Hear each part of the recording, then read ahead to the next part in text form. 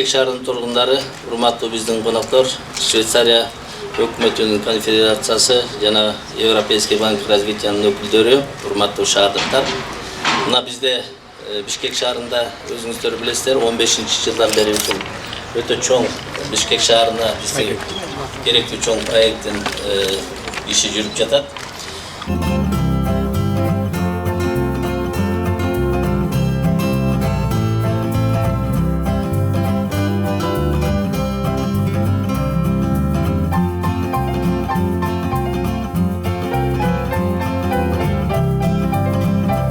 Biz realizatsiya кылып аткан проекттердин эң жакшысы графиктен оперирование келип аткан проекттин бири ушул да.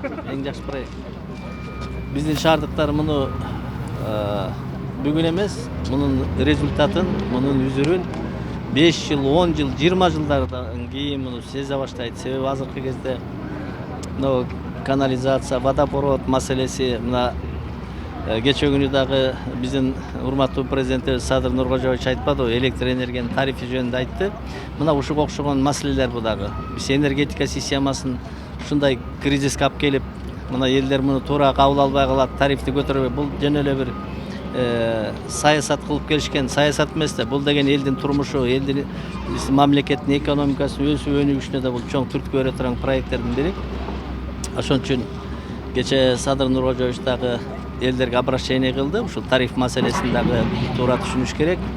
Мен бул нерсени курулушчу катары бир канча жылдарда мен ушуну айтып келген. Менин позициям ушундай. Муну бир популизм кылып, элдер мени колдосун деп анан ушундай сөздөрдү көтөрбөш керек тарифти. Эгер көтөрбөсө, эгер мындай кредиттерди албасак, мындай гранттарды албасак, эгер международный институттардын жардамын көрбөсөк, биз эртең буга кеч болуп калмак. Бул мына биз Европейский банк развития реконструкция менен бир канча проекттерди реализация кылып атабыз. Ошол проекттердин ичинен эң абдан убагында таза иштеп келаткан проекттердин бири мына 16 миллион евродан да көп акча, анын 8 миллион евросу бул грант түрүндө келип атат. Бизде жалпы мындай Бишкектин ичинде азыркы убакта 700 километр канализационный сеттерибиз бар да. Жетишпей атат, шаарыбыз өзүңөр билгендей өсүп атат. Азыр 47 жыл массивибиз бар.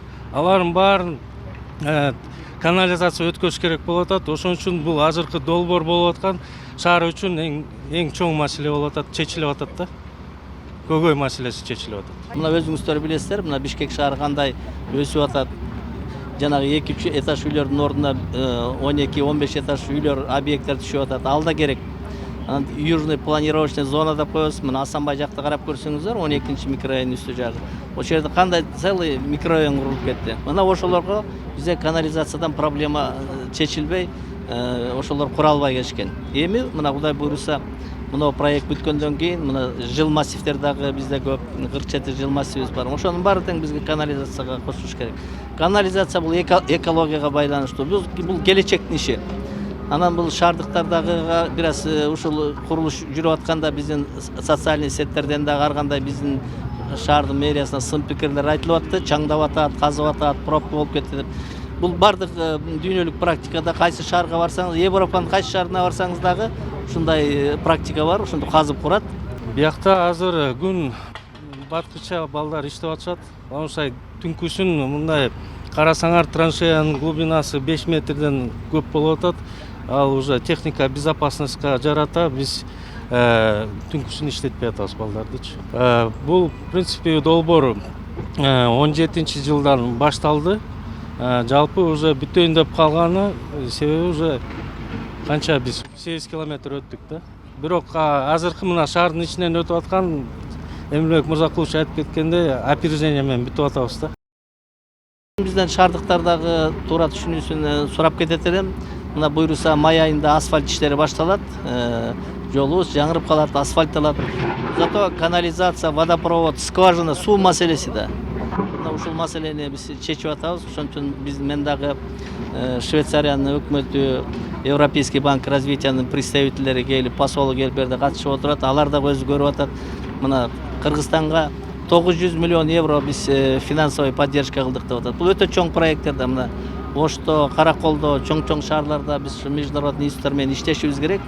Себеби инвестиция болмоюнча биздин экономикабызды өнүктүрүш кыйын, маселени да чечиш кыйын. Ошон үчүн инвестиция тартышыбыз, инвесторлорго биз туура мамиле кылганды, жакшы мамиле кылганды үйрөнүшүбүз керек.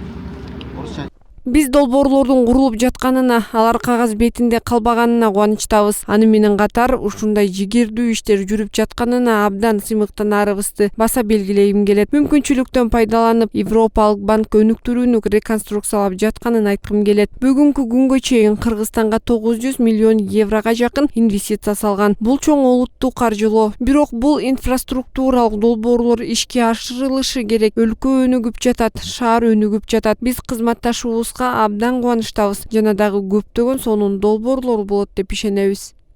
Жаңы конуштарда азыр бизде мындай башкармалар бар, капиталдык курулуш боюнча. Ошолор алар проекттер түзүп атат. Мэрия аларга акча бөлүнүп берип атат. Биз кийин анан эксплуатациялабыз да.